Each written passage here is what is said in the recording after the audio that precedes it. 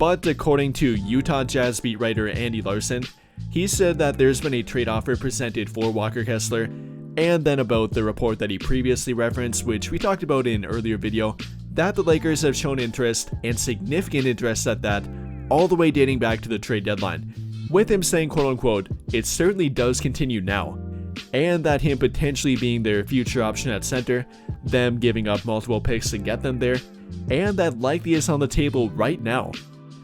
And well, that kind of presents the question of what is that trade offer, what have the Lakers been offering that the Jazz simply won't accept, and how do they find a mutual agreement point that they finally make a trade for Walker Kessler happen?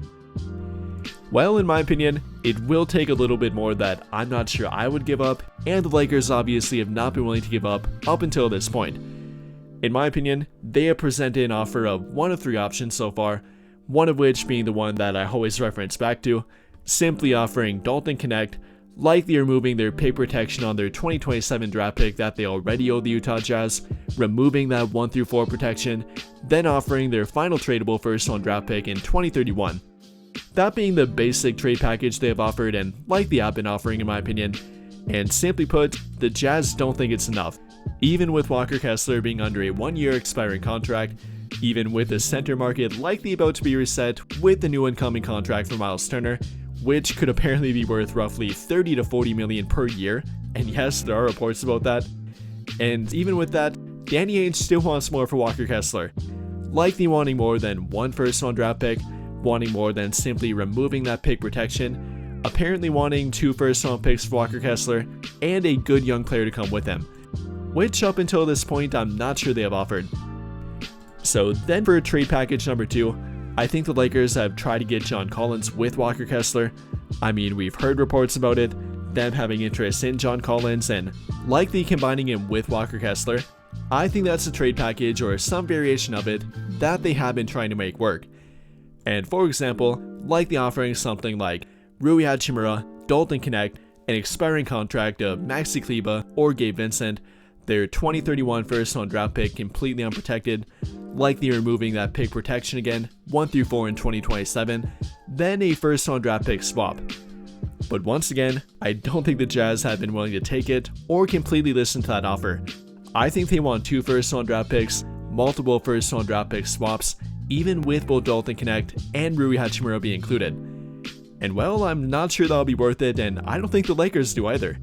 Yes, obviously getting 2 tremendous frontcourt players or potential good options to their team in John Collins and Walker Kessler, but if you're having to give up Dalton Connect, Rui Hachimura, their final tradable first-round draft pick, removing that valuable pick protection, and then more first-round draft pick swaps or potentially another first-round draft pick, if they can make that happen, just for those 2 guys and giving up 2 valuable players in their team, I'm not sure that'll be worth it. That's a lot to ask for. Then add on the fact that they have to pay Walker Kessler, likely looking for a contract worth roughly $20 to $25 million per season, at the bare minimum $15 to $20 million per season, and that's a lot to give up and a lot of money to have to pay. Yes, again, thankfully he likely would be their long-term solution at center. Paying him that amount hopefully would be worth it, with him only being 23. But again, that's a gigantic trade package to give up, and quite a lot of long-term money to have to give to him too. So with that in mind here, what is the trade package that Utah's looking for, and should the Lakers offer it or even want to get to that point? Well, again, that's obviously up for debate here, but what I personally think it is and how they would be able to get there, going back to that first trade package we talked about, I think it's similar to this but slightly different.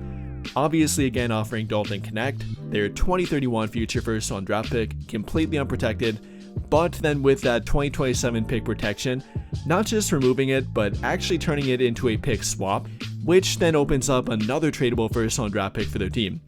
They could then trade their 2026 first-round draft pick, then be able to offer their 2031 future first-round draft pick, or their 2032 future first-round draft pick on draft night, and I think that's what the Utah Jazz want here. Not only Dalton Connect, not only that 2031 future first-round draft pick, but then another first-round draft pick with them, kind of coming out to a total of 3 first-round draft picks for Walker Kessler. Again, not sure I think it would be worth it, definitely would be giving up a lot for Walker Kessler.